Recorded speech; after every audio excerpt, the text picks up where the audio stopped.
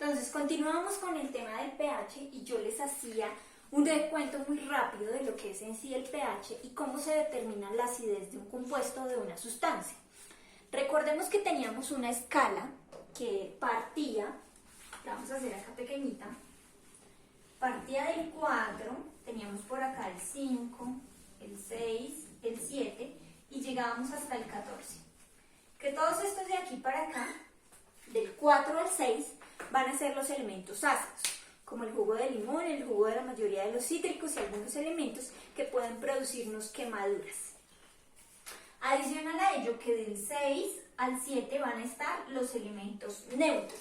Neutros como las cremas corporales, el agua potable y ciertos elementos que al consumirlos o al colocarlos en nuestra piel o al interior de nuestro organismo no nos va a producir ningún tipo de laceración. Y finalmente tenemos del 7 al 14 que van a ser los básicos, donde encontramos por ejemplo el bicarbonato de sodio, el cloro, la leche, que son elementos que van a tener un potencial de hidrogenación bastante alto. Cuando hablamos de la acidez, hacemos referencia a un potencial de hidrogenación bajo, donde esta sustancia puede tener un impacto negativo en otros cuerpos o en otras sustancias. Ya cuando hablamos de estabilidad química, hablamos de la capacidad que tiene una sustancia de no dejarse cambiar por otra. Por ejemplo, acá tenemos agua destilada. Si yo coloco esa agua destilada, no sé, con aceite, como ustedes bien saben, no se van a mezclar porque hablamos de un aspecto importante que se llama densidad. El agua va a ser más densa que el aceite y eso va a generar que nuestro aceite quede en la superficie y el agua en la parte de abajo. Estos dos no se van a mezclar y lo que va a suceder es que se van a poder separar fácilmente. El agua, tanto el aceite, tienen la capacidad de estabilidad química en ese término de la unión de las dos sustancias. No siempre va a ser así, porque si yo mezclo agua con sal o agua con tinta, ellos se van a combinar. Acá continuando con el calor de la reacción, hablamos del calor que emite la reacción cuando estamos haciendo un proceso. Por ejemplo, con el del peróxido de hidrógeno, nuestro tubito de ensayo se calentó. Eso es una reacción exergónica. Cuando prendimos la llama del papelito o de la servilleta, se generó un calor alrededor que si yo le coloco la manito, me quemo. ¿Por qué? Porque hay una reacción del calor o de la temperatura. Ya teniendo en cuenta todo esto, ustedes deberían de hacer unos esquemas y unos resúmenes y con base en ello responder dos talleres fundamentales. Sin embargo, en esta propiedad extensiva de peso y volumen vamos a hablar de una característica específica muy importante, que es la densidad. Con relación a la densidad debíamos hacer un maker. Y en ese maker íbamos a colocar algunas sustancias. Entonces, yo voy a empezar a hacer el maker y la idea era que ustedes lo hubieran hecho de esa forma. Algunos me preguntaban, profe, ¿y cómo hago si no tengo el tubo largo? Era cuestión de creatividad, cogíamos un vasito que fuera medianamente largo, así como este, e íbamos añadiendo los materiales poco a poco. Entonces, nos decían que teníamos un orden, primero íbamos a colocar alcohol, luego leche, luego miel, luego jarabe, iba en un orden, ¿verdad? Sin embargo, lo voy a hacer con los materiales que yo tengo a la mano. También me preguntaban, profe, ¿cómo hago si no tengo el jarabe? ¿Con qué lo puedo reemplazar? La idea era que ustedes se dieran cuenta que hay elementos más densos que los otros. ¿Cómo lo podíamos hacer? Únicamente con 3 materiales. Era, digamos que la forma más fácil como lo podíamos hacer. ¿Cuáles materiales iban a ser? Primero el agua, luego la leche y luego el aceite, que son los materiales que más tenemos a la mano. Entonces, vamos a hacer el ejercicio. Producción, por favor. Leche. Antes de eso, coloquemos la leche, un poquito de agua también, por favor. Vamos a colocar una capita de agua pequeña, una capita de leche y aceite. ¿Listo? Agua. También les quería mostrar esto. Si ustedes lo ven acá, esperen a ver si lo están viendo. Aquí, esto es una reacción de óxido. Eso es un óxido. Recordemos que el agua está compuesta por hidrógeno y oxígeno. Si yo le meto un metal como unas puntillas, ese metal va a entrar en contacto con las moléculas de oxígeno y me va a generar un óxido. Como lo vemos acá, eso es un óxido. Esas puntillitas están totalmente oxidadas, por eso tienen esa coloración. Y ahí me va a estar también generando una reactividad química de nuestra sustancia. El hierro reaccionó en contacto con el oxígeno y produjo el óxido férrico u óxido ferroso. ¿Listo? Entonces, vamos a empezar con el maker de densidad. ¿Qué debemos hacer? Colocar un poquito de agua en nuestro vasito. Luego íbamos a colocar un poquito de aceite. La idea era que unos me preguntaban, ¿qué hacemos con eso? ¿Lo botamos? Sí, claro. Entonces la idea principal era que no desperdiciaran mucho material. Nos damos cuenta. ¿Qué pasó con el aceite? El aceite principalmente pues quedó en la parte de arriba. Hasta ahí con ese ejercicio ya nos podíamos dar cuenta que el aceite va a tender a ser menos denso, que el agua. ¿Y qué es la densidad? Digamos que la densidad, en pocas palabras, es que este está menos propenso o tiene menor peso, por ello va a tender a flotar. ¿Listo? En cambio el agua es más pesada y produce una presión contra el recipiente que la contenga, que la va a desplazar hacia la parte de abajo. Ya tenemos dos sustancias, pero también nos decían la leche. Coloquemos un poquito de leche. Entonces vamos a colocar el poquito de leche. Y vamos a ver pues que obviamente la leche y el agua comparten muchas propiedades y que ellas se iban a combinar. ¿Listo? Yo tuve esos tres materiales, ustedes las podían hacer con los dos primeros materiales, con tres materiales o si tenían todos los materiales, pues perfecto. La idea es que ustedes pudieran hacerlo.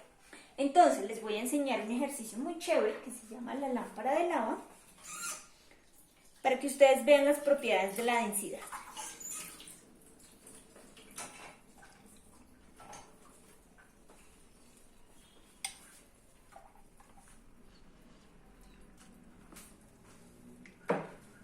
Entonces, acá podemos ver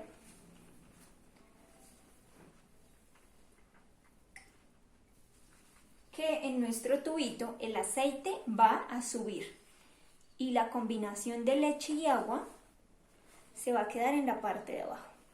Entonces le vamos a echar un poquitico más de aceite, tal vez ahí. Independiente de que yo lo bata, el aceite siempre va a subir a la superficie. Démonos cuenta que el aceite quedó en la superficie. Entonces, para que podamos ver mucho más fácil nuestra reacción, le voy a poner unas gotitas de tinta.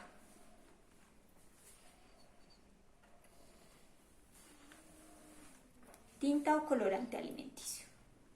Démonos cuenta una cosa. Al principio, ese colorante se va a resistir a bajar. Si se dan cuenta, está como encapsulado en el aceite. Pero poco a poco, él va a tender a bajar. Miren ahí, ¿sí vieron la gotica que bajó? Intentémoslo hacer de nuevo. Creo que ya no hay más goticas. Entonces, ya cuando eso ha sucedido, vamos a colocar lo siguiente. Vamos a poner un pedacito de aspirina o algún elemento efervescente en nuestro tubo con el fin de que haga una reacción también.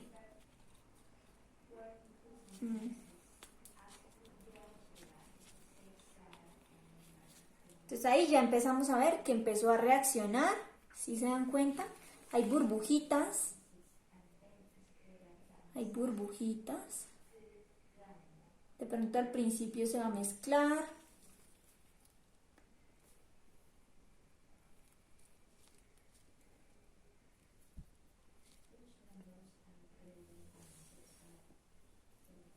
Y va a empezar a salirse porque hay mucha presión al interior del tubo. Yo le estoy colocando mi dedito, pero la reacción está haciendo que me empuje el dedo hacia afuera.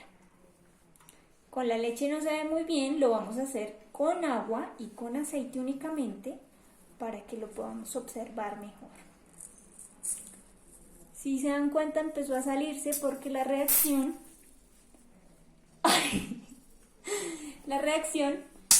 es una reacción en cadena y eso va a generar en su gran mayoría que esto suceda. Hay una liberación fuerte de oxígeno de parte del Alka-Seltzer, que es de lo que se encarga, y en esa medida vamos a observar lo que nos queda en el tubito, que en su gran mayoría pues va a ser aceite y agua. Bueno, perdón, en su gran mayoría va a ser aceite el que va a quedar, porque el agua, como contiene oxígeno, se va a ir liberando por la reacción. Entonces les voy a mostrar otro ejercicio pequeñito para que ustedes lo puedan ver con solamente aceite y agua. ¿Listo? Más pequeñito. Listo, entonces acá ya volvimos a colocar agua, aceite y le pusimos una gotica de colorante. Como se ven, ahí bajó rápidamente. Nuevamente le vamos a echar un poquitico de Alka-Seltzer chiquitico, porque el que le pusimos anteriormente fue mucho. Le vamos a poner un pedacito así chiquitín de Alka-Seltzer y vamos a esperar nuestra reacción. Nuevamente nos vamos a dar cuenta cómo las burbujas suben, pero en definitiva el aceite y el agua no se mezclan. Solo se generan las burbujas hacia la parte de arriba del aceite, pero el agua y el aceite no se mezclan en ninguna oportunidad. Démonos cuenta, se van haciendo unas burbujas de tinta en la parte superior y ellas van a volver a bajar. Si le echamos otro poquito de Alka-Seltzer, vamos a ver que ellas tienden a bajar también a la parte inferior de nuestro tubito. Echémosle otro poquito de Alka-Seltzer. Ahí, miremos cómo ellas van bajando, cómo ellas bajaron. Si ven, ellas van bajando, suben y vuelven a bajar, pero en ningún momento el aceite, como se ve aquí, se va a mezclar con el agua, en ningún momento. Y empieza a subir rápidamente, y suena, hace como si fuera una gaseosa. Si lo dejamos ahí que se tranquilice, va a volver a estar el aceite en la parte superior y el agua desonizada en la parte inferior. ¿Qué quiere decir desonizada? Que no va a tener oxígeno. Observemos estas burbujitas que se encapsulan acá al interior del aceite. Aquí. Espérenme un momento.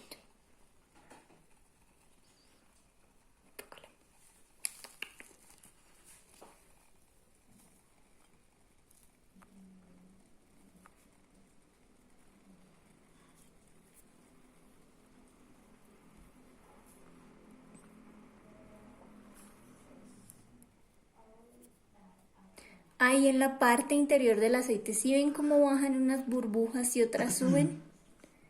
Esa es la reacción principal para que podamos comprender la densidad. Va a salir el oxígeno y el aceite lo que está haciendo es que se va a convertir en un tapón, pero ese oxígeno, en su afán por poder salir, crea una cápsula de aceite que la va a enviar hacia la superficie. Se libera el oxígeno y nuevamente esa gotica de tinta o de agua con tinta va a tender a bajar. ¿Listo?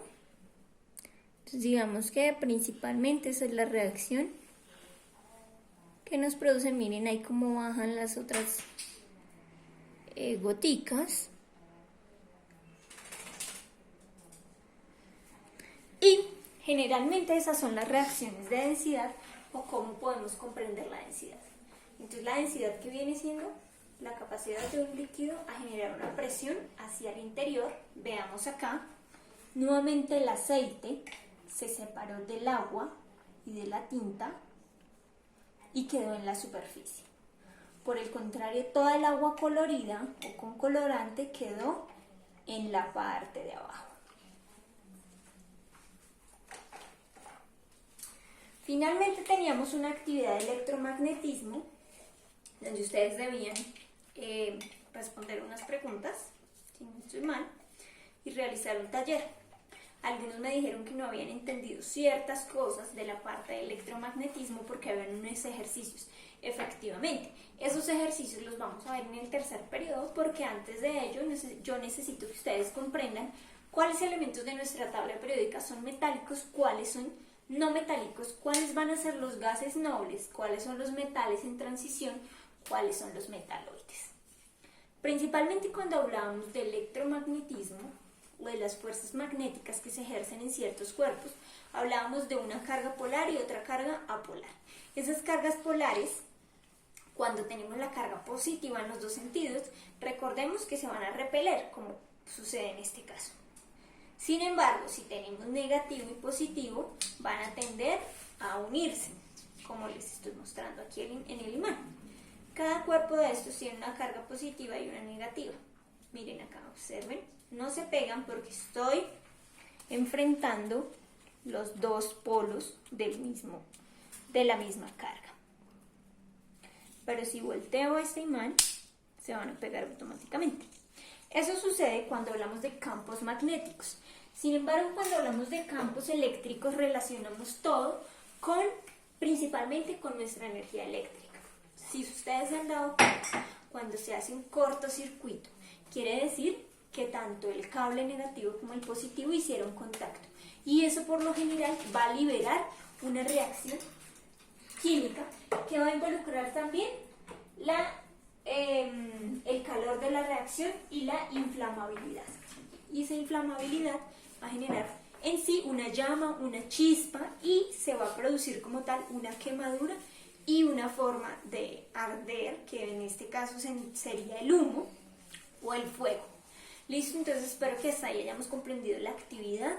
En su gran mayoría para todos recibir todas las actividades. Recordemos que las actividades que cerraron el día 24, que viene siendo, cierran el día 24, que sería el día de hoy, y adicional a ello es importante que ustedes tengan en cuenta dos cosas. A partir del 4 de mayo tenemos clases oficiales. Ya no va a ser según mi programación, sino que va a ser según la programación que propuso o que expuso dirección y coordinación. Por ello, nos vamos a encontrar 2 días. Si no estoy mal, un día va a ser el martes. Bueno, ustedes revisan en su horario, por favor. Nos vamos a encontrar 2 días, 2 horas para biología, 2 horas para química. El propósito de la clase de química es que ustedes puedan entender principalmente química con estos makers para que sea más fácil. Porque yo sé que fue muy tedioso el ejercicio de ponernos a leer todas esas páginas, pero en ese momento no había otra posibilidad de que pudiéramos realizar o avanzar en esa actividad. Adicional a ello, también es importante que tengan en cuenta que el día miércoles o martes les voy a estar enviando 2 cositas. Tres cositas. Unas reglas básicas, fundamentales e indispensables para la clase. Ustedes deben asistir con buena presentación personal y ubicarse en lugares donde no hayan sonidos, donde sus papás o hermanitos no los vayan a interrumpir, donde ustedes estén cómodos y puedan tomar los respectivos apuntes. Adicional a ello, tienen que tener claras otras cosas. Les voy a enviar los logros del segundo bimestre para que ustedes en estos días, en esta semana que nos queda, semana larguita, puedan hacer primero la portada del segundo bimestre. Tienen que leer los logros para que puedan comprender de qué vamos a hablar, de qué tema vamos a hablar en este segundo periodo.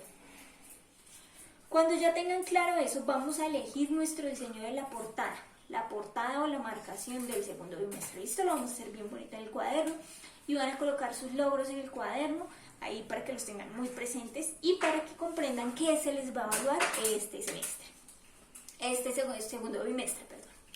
Y ya finalmente les voy a enviar los links, las fechas y las horas de clase. Para los que ya han tenido clase conmigo sabemos cómo se accede. Para los que no, hay un instructivo, unas indicaciones que también les voy a enviar para que por favor las tengan muy en cuenta, ¿listo?